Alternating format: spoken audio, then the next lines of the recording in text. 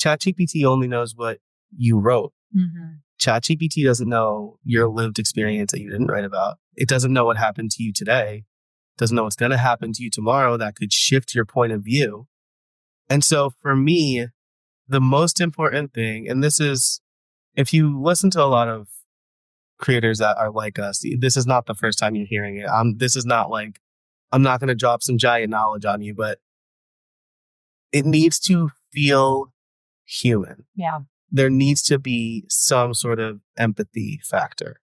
And I think as long as that stays, sure, use AI to learn how to code. I have my master's in software engineering and I've been vibe coding a lot. Yeah. So explain to me what this is, because I've been hearing this a lot, and I think you're a lot more technical, like for me, but for the audience. Wait, hang on. I want to go back to your rubber ducking. When you said that, you know what I thought of? What? Jeeps. No. You know what? I thought of, that's a good one to ask when my brother has a Jeep, and I was like, why do you have that? I thought about the carnival games. Oh, you said rubber ducking. I was like, oh, so you just have a bunch of them and you just pick up, this is my idea for the day? Yeah, no, that's so funny. That's a good idea, right? Like, what do they work on today? Vibe coding. So so vibe coding is essentially explaining the project that you want coded. Okay. And then having some AI, ChatGPT, Claude, Cursor, Lovable, Replit, whatever, actually write the code for you. Okay. And so I've been experimenting with this a lot. The reason I'm like kind of into it right now is because I had a client project. I don't do a lot of websites anymore, but I will do them for nonprofits. And so this nonprofit is one that's like close to our family. It's called Sail Beyond Cancer. My father-in-law sails for them. My mother-in-law died of cancer a few years ago. So I did some pro bono work for them, but they wanted this like big project and they had budget for it. And so I wanted to charge them a reasonable rate. And I realized I grossly underscoped this project. I was like, oh, WordPress, clickety click, a few things, great, right? But like there were a bunch of assumptions I made that didn't pan out.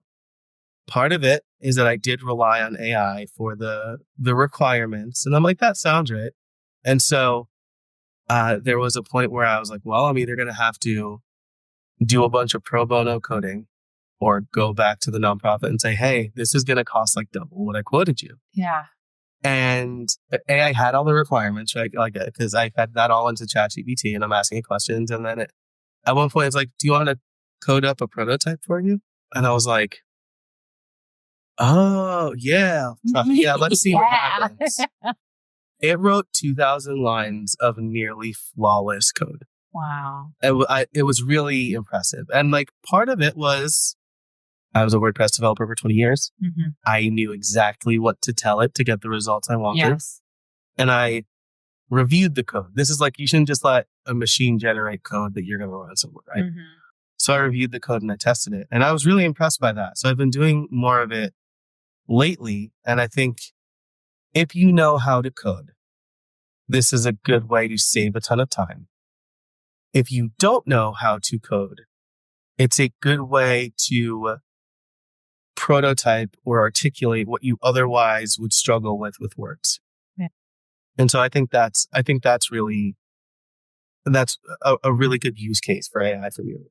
Yeah. Oh my gosh. Like, I feel like we would go down a hole that my audience would never recover from, because I love all the